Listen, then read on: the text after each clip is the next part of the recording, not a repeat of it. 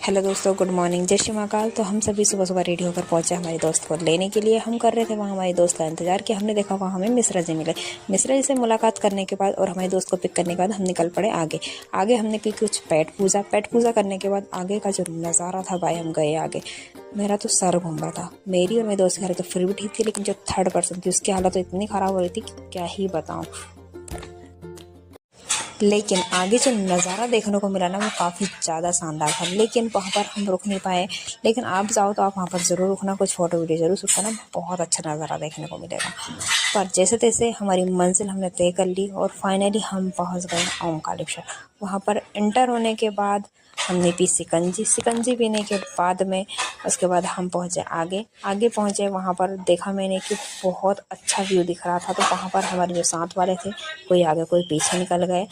जहाँ से आगे बढ़ने के बाद हम गए नहाने के लिए। हमने की जाके वहाँ की व्यवस्था काफ़ी ठीक थी, तो हमने वहाँ के जाके कपड़े चेंज किए। कपड़े चेंज करने के बाद हम तीनों पहुँचे नहाने जाने के लिए। तो वहाँ पे इतनी मगजमारी कर रहे थे तीनों, जैसे कि नहाने नहीं, कुछ जंग लड़ने जा रहे होंगे।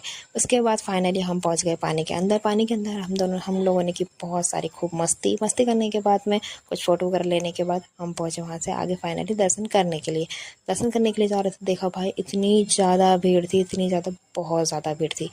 भीड़ को देखकर हमें तो पसीना आ रहा था, ऊपर से गर्मी इतनी थी बहुत ज़्यादा। फिर भी ठीक है। उसके बाद हमने यहाँ से आगे बढ़ने के बाद में हमने किए पंचमुखी गणपति बाबा के दर्शन करने के बाद हम बढ़े वहाँ से आगे बढ़ने के बाद में इतनी लंबी लाइन लगी थी भाई कि हमने सोचा कि 1 से 2 घंटे तो लग ही जाएंगे। फिर भी 2 घंटे की मगजमारी के बाद में हमने वहाँ पर किए नंदी जी के दर्शन करें फाइनली। फिर सोचा कि अब तो पहुँच गए, लेकिन वहाँ पहुँचने के बाद भी भाई इतनी जल्दी दर्शन नहीं होने वाले थे, क्योंकि बहुत लंबी लाइन लगी।